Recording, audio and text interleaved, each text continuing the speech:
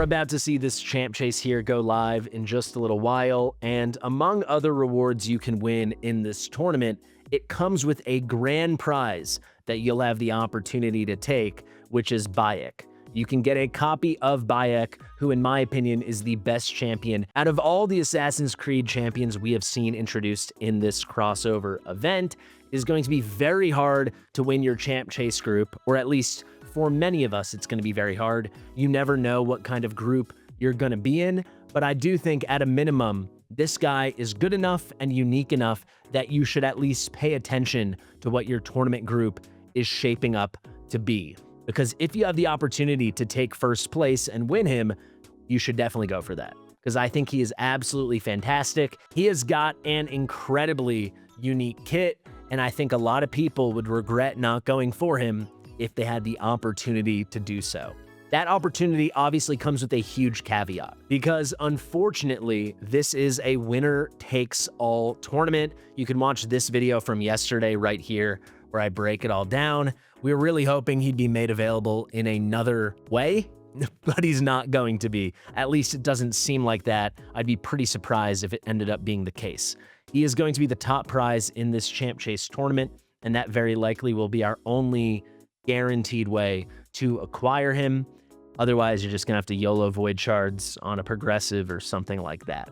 He is really, really good though, so I want to break it down for you and explain why you should keep your eye on the tournament. Because sure, you're going to be in a tournament group with 99 other people. Only 1 out of the 100 of you is going to be able to win. But if you see early on that the tournament group is not looking that competitive, he's going to be worth your effort.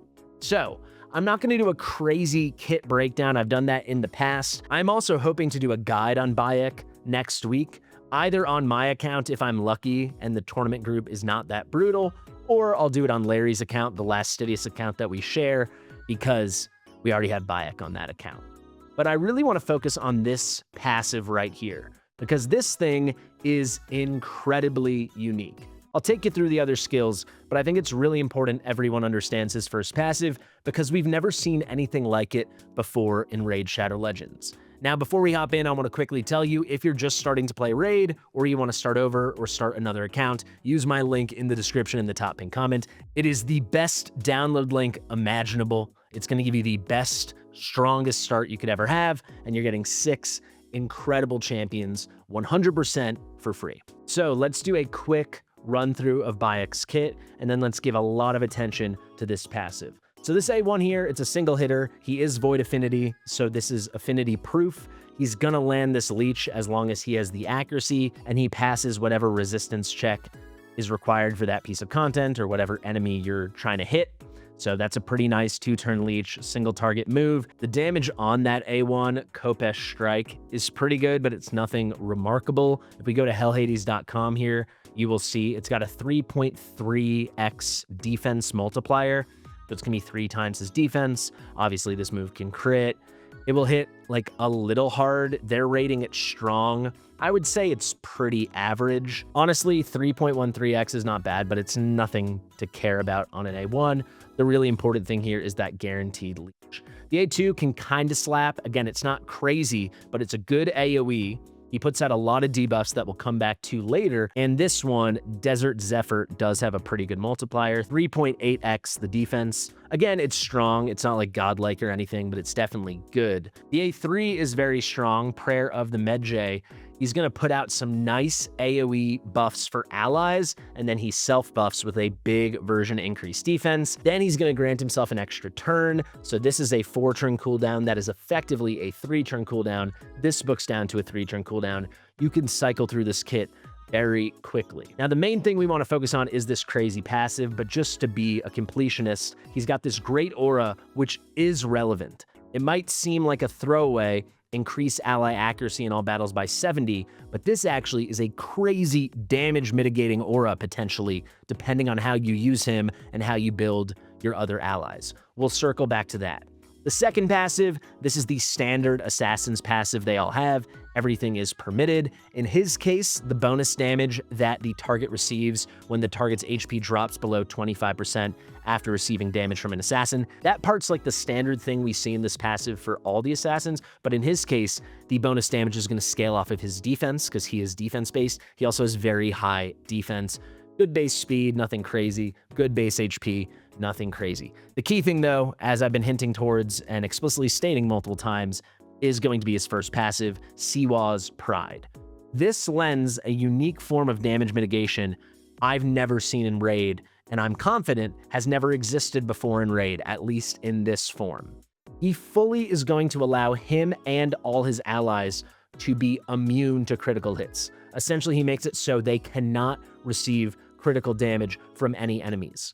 The condition to allow this to happen is those enemies need to have accuracy equal to or less than their target. So whether the enemy target is Bayek or one of your allies, if Bayek or any of his allies you're also bringing into battle are attacked by an enemy and their accuracy is equal to or greater than their accuracy, that enemy cannot land a crit on that ally. So to make it really simple, if Bayek is on your team and an enemy tries to hit him or someone else on your team, and that enemy's accuracy is equal to or lower than the target, whichever one of your allies that is, it cannot crit. Full stop. Crits will not be possible.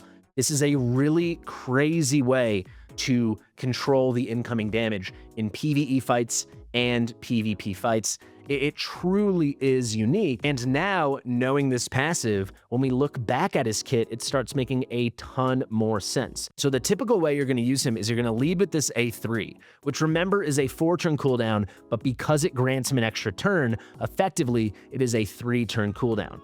With this move, he's placing an increased accuracy buff on all allies, so on him and all of his allies. Additionally, he's also placing a perfect veil buff and a 60% increased defense buff on all allies except for himself. And those buffs are going to last for 2 turns. On himself, he's going to place an increased defense buff that's going to last for 3 turns.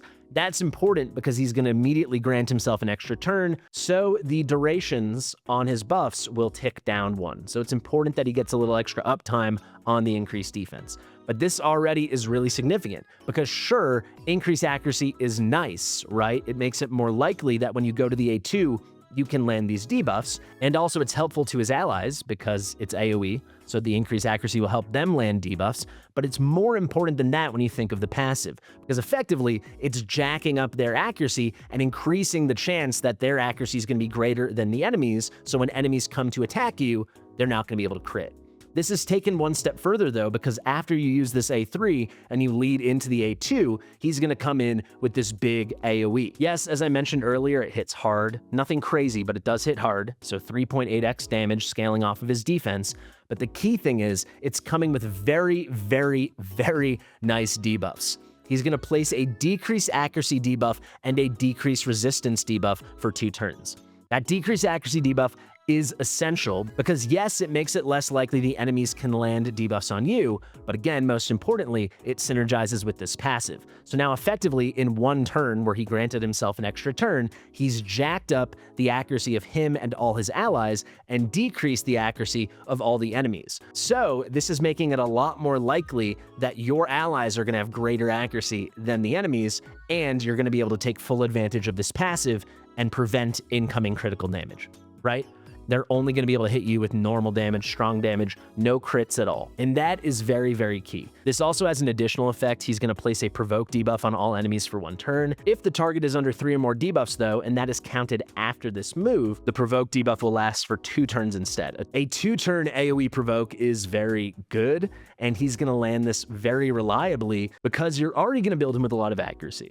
Then he's increasing his accuracy, then this move is reducing their resistance, so he's very, very likely going to land these debuffs, and if he lands all 3, the provoke will be 2 turns. It is a great lockout move, it is very good crowd control, and it's ensuring that they're in this kind of limbo state, and you can keep your team's accuracy high and you can keep their accuracy low. Keep in mind, while they're provoked, unless they have an AoE A1, they're going to keep targeting Bayek. You're definitely going to go out of your way to build him with crazy high defense so he's nice and tanky and so he hits hard, and he's going to have a ton of accuracy on him. So consistently in PvE content, you can make sure that he has higher accuracy than your enemies, and very often as well in PvP, because of all the buffing and debuffing he's doing, you will often ensure that his accuracy and the accuracy of your other team members is going to exceed the enemies, right? You can't guarantee it in all content. You don't know what's happening in arena all the time, but with all these pieces, it's going to be very, very often that you get very good use out of this incredible passive, Siwa's Pride. So I know I'm getting a little ahead of myself here. Maybe we're all getting ahead of ourselves, hoping we get put in easy groups in a couple hours and we all have a shot to go get him. But even still, I thought it'd be important beforehand to explain the true strength of his kit and why we should all be pretty excited for an opportunity to go get him. Now, this is not the opportunity I wanted. I don't think it's the opportunity most of us wanted, but at least we'll have a chance. I hope you all get placed in really easy groups in a couple hours when this tournament is going live. Thank you so much for watching. If you are not yet playing Raid, make sure to download today using my link in the description and the top pinned comment. Or if you are playing but you want to start over or start another account, it's the same drill. Thank you guys. Share it with your mother, subscribe to the channel, and I'll see you real soon. Bye.